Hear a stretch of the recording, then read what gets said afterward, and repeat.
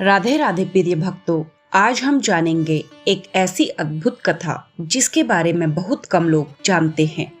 कहते हैं रावण ने माता सीता का नहीं बल्कि उनकी सास यानी देवी कौशल्या का अपहरण पहले किया था, परंतु वह भी विधि का विधान ही था जिसे स्वयं रावण भी नहीं टाल पाया।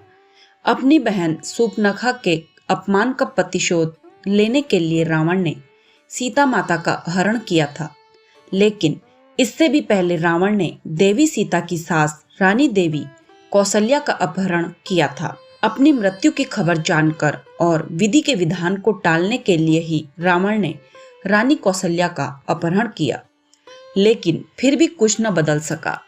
तो आइए विस्तार से जानें आनंद रामायण की कथा। रामायण कथा के अनुसार हम सभी जानते हैं कि लंकापति रावण ने अपनी बहन शूर्पणखा के अपमान का प्रतिशोध लेने के लिए माता सीता का हरण करके उन्हें लंका में अशोक वाटिका में रखा था।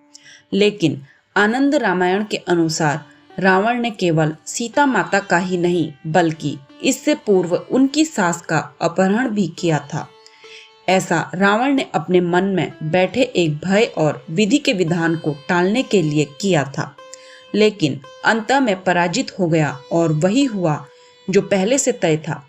तो आइए जानते हैं इस कथा के बारे में कि आखिर रावण को क्यों करना पड़ा था देवी सीता की सास रानी कौशल्या का अपहरण और क्यों नहीं टाल पाया वह विधि का विधान। रानी कौशल्या ने पुत्र के लिए कराया यज्ञ का आयोजन। वाल्मीकि रामायण के अनुसार रानी कौशल्या को पुत्र की इच्छा थी, जिसे पूरा करने के लिए उन्होंने एक यज्ञ का आयोजन कराया था। कौशल्या महाराज सुकौशल और अमृत प्रभा की पुत्री थी। वह कौशल प्रदेश छत्तीसगढ़ की राजकुमारी थी। रानी के स्वयंवर के लिए अलग अलग प्रदेशों के राजकुमारों को निमंत्रण भेजा गया था। उस समय राजा दशरथ और सुकौशल दुश्मन थे, लेकिन इस दुश्मनी को समाप्त करने के लिए दशरथ जी ने सुकौशल के साथ पहल की थी। हालांकि सुकौशल ने इस प्रस्ताव को ठुकरा दिया और राजा दशरथ को युद्ध के लिए आमंत्रित कर दिया। उस युद्ध में राजा दशरथ ने जीत हासिल की, जिसके बाद न चाहते हुए भी सुकौशल को मित्रता का हाथ आगे बढ़ाना पड़ा।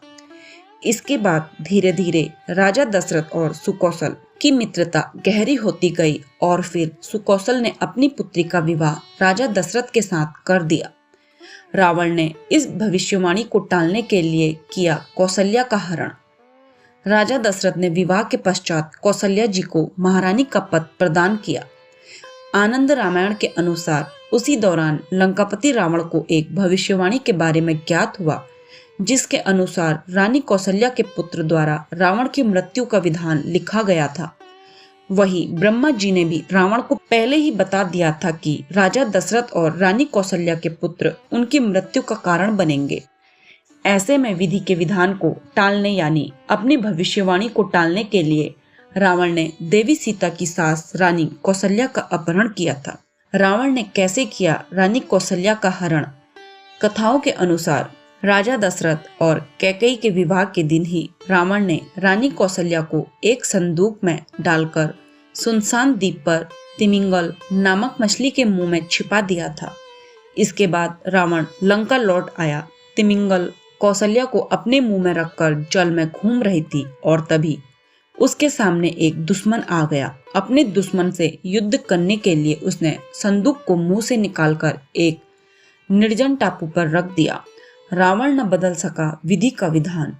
नारद जी ने राजा दशरथ को रावण द्वारा किए गए अपहरण के बारे में बताया और फिर दशरथ जी रावण से युद्ध करने के लिए निकल गए। हालांकि रावण की राक्षस सेना के सामने दशरथ की सेना पराजित हो गई, लेकिन राजा दशरथ किसी तरह रावण के हमले से बचकर उनके मंत्री सुमंत्र की टूटी हुई नाव की एक लकड़ी को लेकर टापू पर पहुंच गए।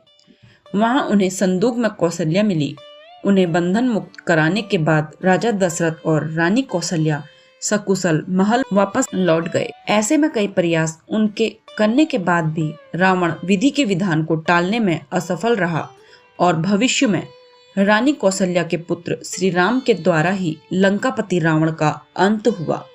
इसीलिए कहा जाता है कि विधि का विधान कोई नहीं बदल सकता है। लंकापति रावण भी नहीं, भविष्यवाणी यानी विधि के विधान को नहीं बदल पाया। इस कथा से हमें यही सीख मिलती है कि कोई कितना भी शक्तिशाली क्यों ना हो, विधि का विधान कोई नहीं टाल सकता। हर कर्म का फल तय है, बस समय की प्रतीक्षा है। हर हर महादेव। जय श्री राम।